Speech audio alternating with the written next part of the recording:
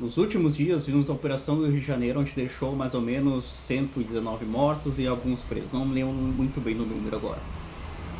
Mas o que mais me chamou a atenção não foi o número de mortos ou de presos, e sim do número de pessoas defendendo os criminosos. Mas por que isso acontece? A psicanálise explica. Muita gente que sente pena de bandido inconscientemente se identifica com ele. Mas como isso? O criminoso representa o lado rebelde de nós, o lado que quebra as regras, que transgride a sociedade, tudo que a sociedade reprime, mas que existe dentro de todos nós. Sentir pena dele é aliviar essa culpa também por termos impulsos agressivos, por termos raiva, desejos de poder. É o ego tentando se sentir bom.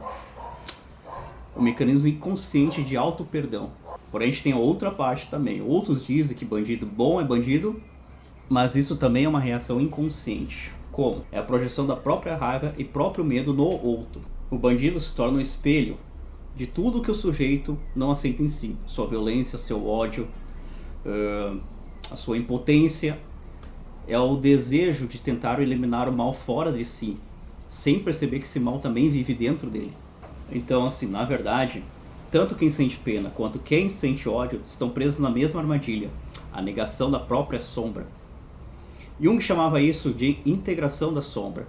O verdadeiro equilíbrio nasce quando o ser humano reconhece que dentro dele existe luz, escuridão, amor e destruição, compaixão e raiva. Integrar é olhar para tudo isso com consciência, sem negar, mas também sem agir, movido por emoção cega. Agora a gente vai mais profundo da coisa, além da psicanálise e além da psicologia. Vamos falar sobre a questão da doutrina ou da religião do budismo tibetano. Como ele vê isso? Ele vai muito mais fundo, tá?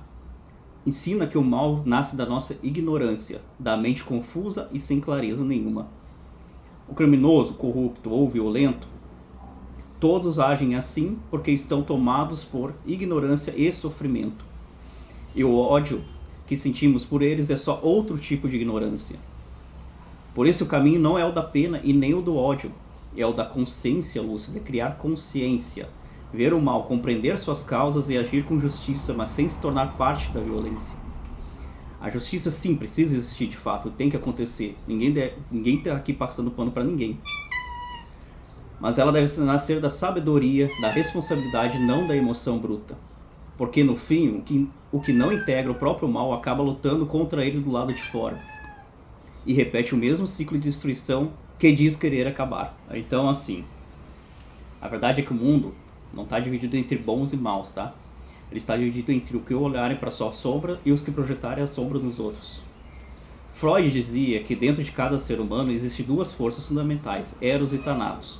O impulso de vida e o impulso de morte. O problema é que na maioria que tenta negar esse lado destrutivo acaba reprimindo, mas ele não desaparece. O que acontece? Volta disfarçado de raiva, de julgamento e desejo de punição. Por isso quem age movido por ódio acredita que está fazendo alguma justiça, mas na verdade está expressando o próprio inconsciente sombrio, reprimido.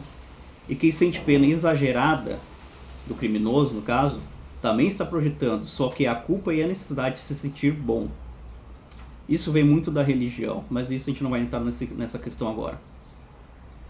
Como seria a forma correta de fazer isto? Segundo a psicanálise, não é nem o ódio e nem a compaixão cega, tá? É a consciência de si. Freud chamava isso de trabalho de elaboração.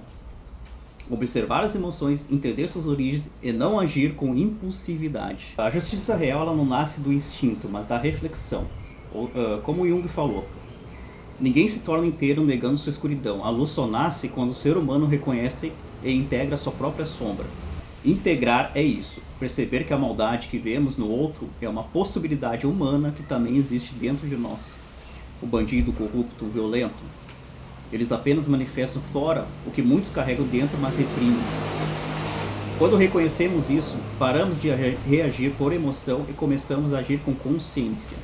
Trazemos luz à nossa consciência, criamos consciência. Então, é aí que vai entrar a sabedoria do budismo tibetano.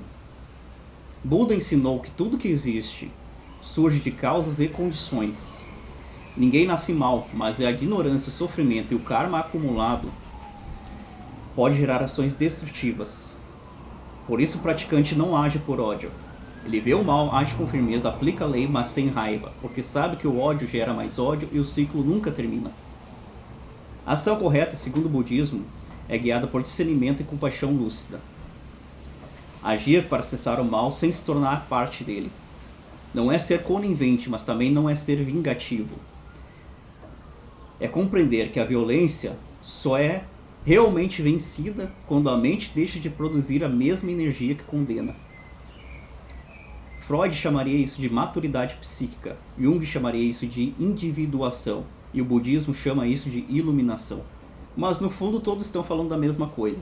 A verdade, a justiça começa dentro de nós, quando a consciência humana se equilibra e o mundo também começa a se equilibrar. Mudamos a nossa realidade dentro de nós e manifesta no lado de fora. Tá, agora que a gente já entendeu por que certas pessoas têm raiva e outras têm pena, a gente vai enxergar o que realmente está por trás dessa ação, a lei do karma. No budismo tibetano, o karma não é castigo nem vingança, é simplesmente causa e efeito, ação e reação. Tudo que é plantado um dia é colhido. Quem semeia a violência, inevitavelmente vai colher a dor, é fato. Não é porque alguém quis punir ou algo do tipo, mas é porque o universo devolve a cada ser aquilo que ele mesmo gera. O karma não escolhe lado, tá? Ele apenas reflete as nossas escolhas, de quem vive fora da lei, mas também reflete a sombra coletiva de um país inteiro que ainda vibra na violência, e no mundo também, né? Com guerras e outros lugares que estão acontecendo outras coisas também. Na desigualdade também, na falta de consciência, nada acontece isolado. O que estoura nas ruas nasce primeiro na mente e no coração humano. Por isso não há por que sentir pena, mas também não há por que sentir ódio. O sofrimento já é o retorno do próprio ato. A dor que causa em alguém, causa no outro, cedo ou tarde volta como aprendizado. E esse é o verdadeiro sentido da justiça espiritual, não a vingança, mas o reequilíbrio. Enquanto o ser humano não entender que cada escolha gera consequência, em pensamento, palavra ou ação, continuará preso no mesmo ciclo de destruição que no budismo é chamado de samsara, a roda eterna da dor, aonde todo ser retorna para a sua dor que ele causou pelo seu estado de ignorância, como já falamos antes.